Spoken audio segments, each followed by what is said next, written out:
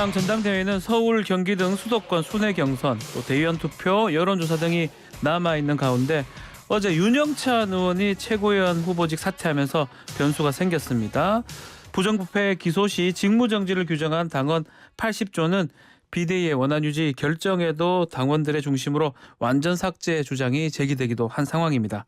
민주당 전해철 의원 연결해서 이야기 나눠보겠습니다. 의원님.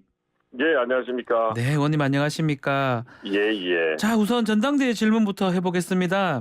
윤영찬 의원이 최고위원 후보직 중도 사퇴를 했습니다. 예. 송갑석 후보 지지선을 했는데 이게 선거 판세에 영향을 좀 미칠 것이다. 이렇게 보십니까? 예, 좀 미치지 않겠습니까? 왜냐하면 윤영찬 의원이 그동안 비교적 선명하게 본인의 입장을 이야기해왔습니다. 네. 거기에 따른 또 상당한 지지가 있었고요. 그럼에도 본인이 그만두면서 송갑석 후보 지지를 이야기했기 때문에 네. 저는 윤영찬 의원의 그런 이야기들이 또 전당대에 영향이 있을 거다라고 생각합니다. 아마 순위로 얘기하면 이제 5위 안에 들어갈 수 있냐 이제 이 부분인데 예. 득표상으로 봤을 때는 지금 박찬대 의원이 5위고요. 송갑석 의원이 그 바로 밑으로 보이거든요. 예. 그럼 송갑석 의원이 박찬대 의원을 밀고 갈 것이다. 이렇게 보시는 거네요. 그 앞으로 남은 부분은 대의원이 있습니다. 대의원이 있습니다. 권리당원에 대해서 다 이제 득표율을 이렇게 쭉 합산했고요. 예. 물론 대의원과 권리당원의 결과가 완전히 배치된다라고 이제 확정적으로 말씀드리기 어렵지만 그럼에도 대의원 분들의 성향은 지금까지 쭉 역대 전당대회를 보면 또 권리당원하고는 약간 다른 모습도 보였습니다. 그런 면에서 이제 대의원이 실제로 전혀 공개되지 않았기 때문에 이번에 이제 대의원까지 다 합산해서 한다 하면 윤영찬 의원의 사태가 또 전당대회 과정에 영향을 미치지 않을까라는 생각을 합니다. 자, 윤영찬 의원 지금 사퇴하면서 민주당 사당화 막아보려 했지만 역부족이었다. 다수의 후보들이 민심에 줄 서지 않고 특정 후보에게 줄 서는 상황 참담하다 이렇게 얘기를 했는데 이게 아마 좀 친명계를 겨냥한 발언으로 이해가 되고 있거든요. 이런 지적 공감을 하십니까?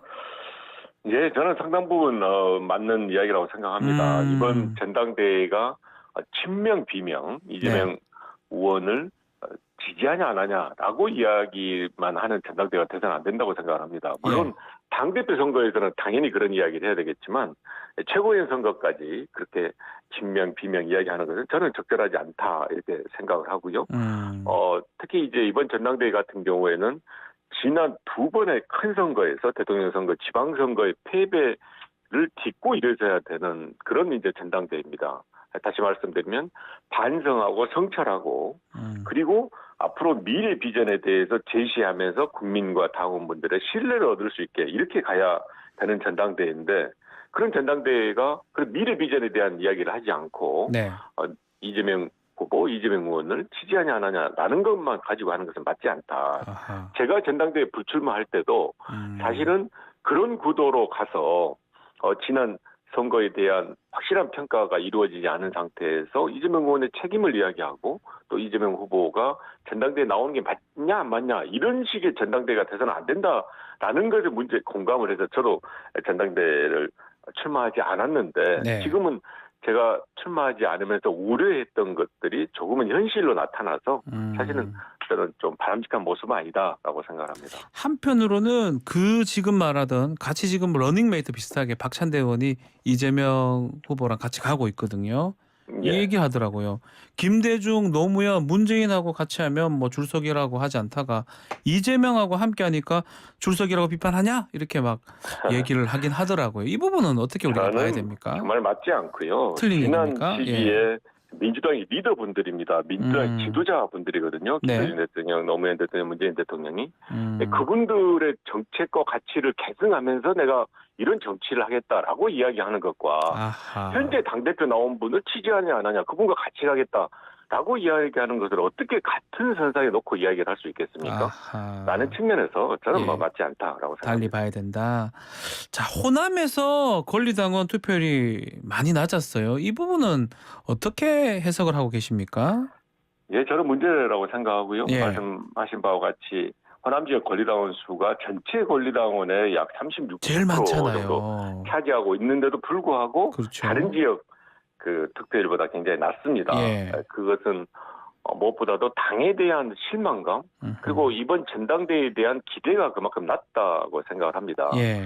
저는 이제 이번 전당대회가 끝나고 나면 어떤 결과이든 간에 그렇게 실망했던 당원분들에게 새로운 당의 모습을 보이면서 신뢰를 회복하는 게 필요하다라고 생각을 합니다.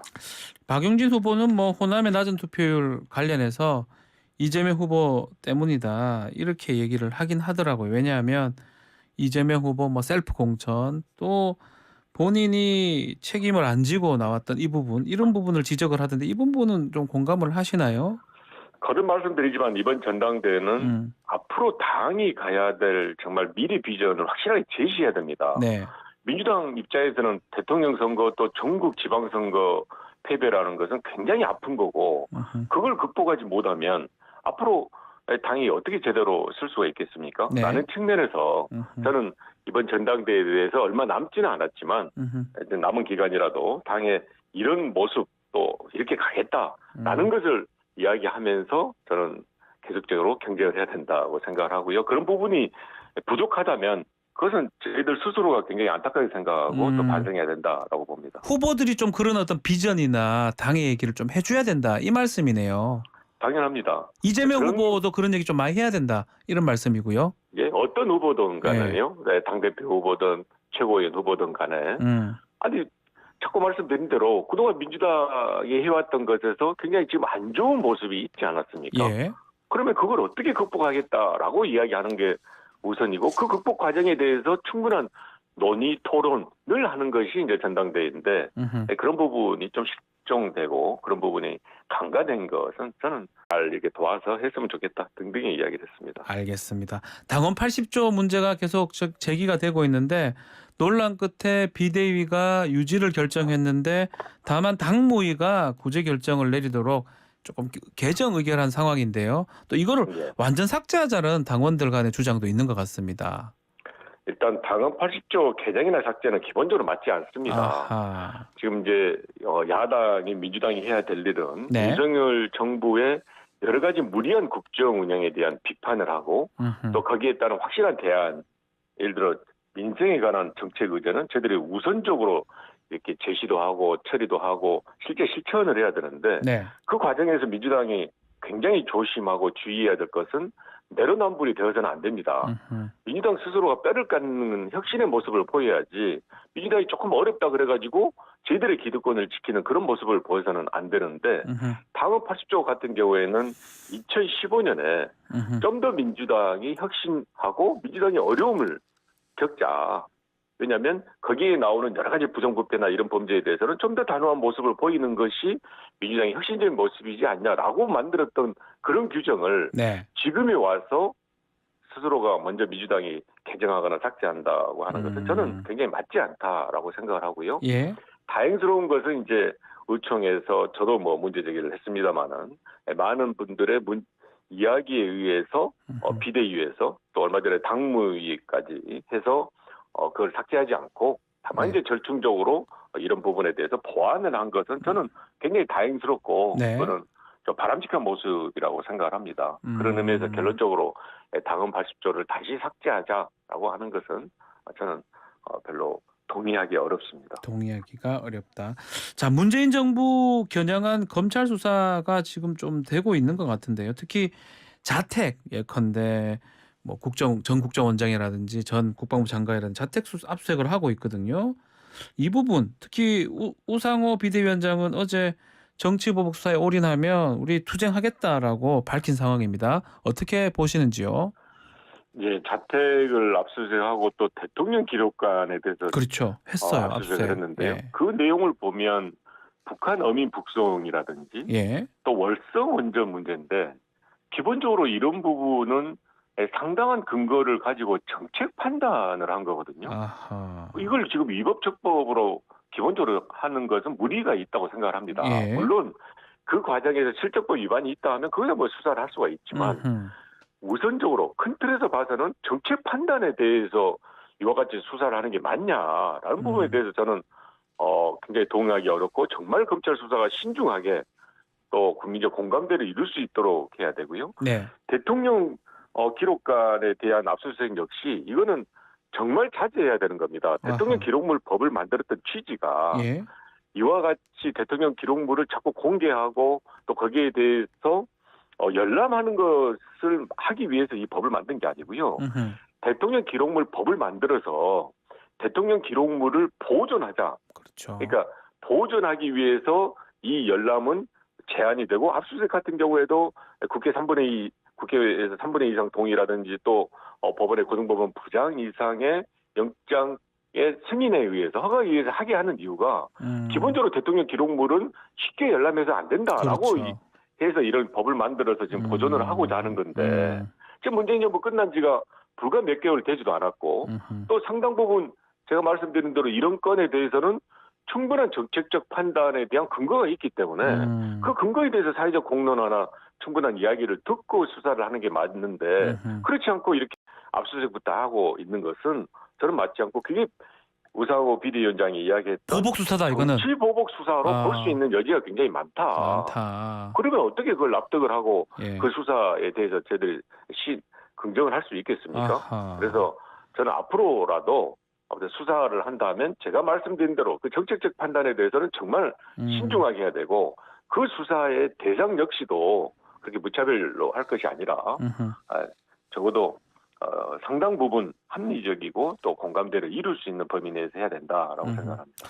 자, 그거 말고 또 지금 김용민 의원이 김건희 여사 특별법, 특별검사법 이른바 발의를 좀 했는데 요거 보니까 의원들이 보면 철험의 소속 의원들이 좀 많이 있는 것 같고요. 당내 주류 의원들은 안 계시는 것 같습니다. 이거는 좀 부정적인 건지 전해철 의원님 개인적 의견은 좀 어떤지 그 부분도 궁금합니다. 예, 처음에 그 의원분들이요. 예. 상당 부분 당이 개혁적인 방향을 가야 되는 모습에 대해서 저는 그동안 긍정적인 것이 많이 있었다고 생각합니다. 예. 다만 이제 그분들이 좀 더 많은 의원들과 이렇게 공감하고 공론화하고 아하. 또 늘 어떤 개혁적인 거라 하더라도 그 계획을 바로 실천하고 실현하는 것보다는 한 번 더 생각하고 그걸 충분히 보완하는 것도 필요하지 않습니까? 아하. 그런 의미에서 처음에 의원분들이 예. 많은 의원분들과 좀 더 공감하고 또 그런 생각에 대해서 좀 더 정치하게 접근하고 하는 것이 필요하다라고 생각합니다. 소통이 좀 필요하다 이 말씀입니까 혹시? 예, 철회 말씀드린 의원들이? 대로 그걸 이제 의총에서 이야기할 수도 있고 또 의원분들을 함께 공감할 수도 있고 형식과 방법은 여러 가지가 있습니다. 당론을 만들어서 하면 어떠냐 이런 말로 해석이 되는 겁니까? 저는 당론을 다 하는 것만이 능사가 아니라고 생각합니다만은 의총 과정이나 또는 의원분들이 공론화하고 수기하고 논의하는 과정 등은 더 훨씬 많이 있어야 된다고 생각합니다. 뭐 개인적으로 이 특별검사법을 부정하지 뭐 좀 찬성을 하시는 겁니까? 그러면 만약 한다 그러면 허위 경력 이런 거 좀 규명을 해야 된다. 주가 조작. 지금 특검법 말씀하시는 거죠? 특검에 대해서 뭐 제가 김영민 의원이 발의한 것에 대해서 찬반을 이야기하는 것보다는요. 그걸 지금 완전히 당내에서 충분하게 공론화가 되어 있지 않으니까 앞으로 논의가 필요하는데 다만 이제 특검은 늘 그렇지만 일단 수사기관에서 충분히 수사를 하고 그리고 미흡했을 때 해야 되는 거고요. 네. 지금 당에서 국정조사를 이미 주장을 했고 또 국정조사 요구서를 제출을 했습니다. 그래서 그 국정조사에 대해서는 여당이 좀 더 적극적으로 나서서 국민적 의혹이 있다 그러면 그것을 함께 푸는 것이 필요하다고 생각해서 그런 국정조사 등이 좀 우선적으로 잘 처리됐으면 하고 생각을 합니다. 예. 자, 지금 문재인 전 대통령 그 양산 평산마을요. 경호구역이 좀 확대가 됐는데 혹시 좀 경호 그 구역 확대 때문에 조용해졌다고 하는데 혹시 대통령하고 전화나 뭐 소통 같은 거 해보셨습니까? 예, 거기 있는 이제 함께 근무하고 있는 분들하고 계속 이제 소통을 하고 좀 괜찮으셨다고 하십니까? 예. 저도 이제 또 내려가서도 보고 이제 하는데요. 일단 이번에 경호 그 구역이 확대되는 것은 굉장히 좋다고 생각을 합니다. 왜냐하면 저희는 이제 대통령께서 양산에 내려갔을 때부터 평산마을에 갔을 때부터 좀 더 적극적인 경찰력을 주문을 했었습니다. 물론 이제 실정법상 집시법에 전직 대통령이 바로 대상이 되지 않아서 한계가 있다 하더라도 현재 법에 의하더라도 아주 위법하고 또 포함적으로 있는 여러 가지 것들에 대해서는 좀 더 분명한 경찰력의 집행에 의해서 적어도 대통령께서나 그 마을에 계신 분들의 평온함을 지켜야 된다라고 했는데 그런 부분이 사실 좀 미흡했거든요. 예. 그 미흡한 것에 대해서 제들의 문제 제기는 그렇다면 경호를 좀 더 그 경호 구역을 확대해서 경찰력의 적극성을 담보하고 또 실제로 경찰이 적극적으로 하면 낫지 않냐라고 했는데 이번에 이제 경호 구역이 확대돼서 어제 같은 경우에도 실제로 경찰력 또 경호하시는 분들이 적극적으로 그 시위를 좀 위법하게 또 시위를 무리하게 하는 분들을 제지해서 네. 상당 부분 긍정적 효과가 있었거든요. 그런 의미에서 저는 조금은 좀 더 나아졌다라고 생각하고 네. 특히 어제 대통령께서 그 평산마을 내려가셔서 처음으로 동네 산책도 하셨습니다. 아, 산책이요? 예. 예, 원래 이제 대통령께서는 정말 내려가셔서 그냥 자연인으로서 소박하게 그걸 생활하시고 싶다고 누차 이야기했는데 그게 안 지켜졌었는데 어제는 그래도 다행스럽게 처음으로 마을에 이렇게 산책도 하시고 네. 또 마을 계신 분들하고 반갑게 인사도 하고 해서 아하. 저는 어제의 조치가 그래도 좋았다. 긍정적인 효과가 있다라고 생각합니다. 자, 짧게 요 질문 한번 드려보겠습니다. 특별감찰관 정상화하겠다라고 얘기하면서 여당에서는 북권인권재단 이사 추천하고 연결을 하고 있는데 이 부분은 어떻게 보고 계십니까? 특별감찰관실 정상화하겠다 하면 정상화해야 되지 않겠습니까? 아하. 그걸 다른 조건하고 연계한다는 것은 그냥 안 한다는 거죠. 안 한다는 뜻이다. 다른 조건에 대해서는 또 협의하고 합의하고 또 국민적 공감대를 얻고 그렇게 추진을 할 수도 있는 거지 않습니까? 그런데 다른 조건을 붙여서 이걸 하겠다라고 하는 것은 안 하겠다는 거하고 저는 똑같은 거라고 생각하고요. 네. 맞지 않고요. 그냥 당당하게 특별 감찰관 정상화하겠다 그러면 국회에 그냥 임명 제청을 추천을 해주라고 이야기를 하면 됩니다. 예. 그런 과정을 밟아가서 특별감찰관을 임명하기를 기대합니다. 알겠습니다. 오늘 말씀 여기까지 듣겠습니다. 감사합니다. 예, 고맙습니다. 전해철 더불어민주당 의원과 함께했습니다.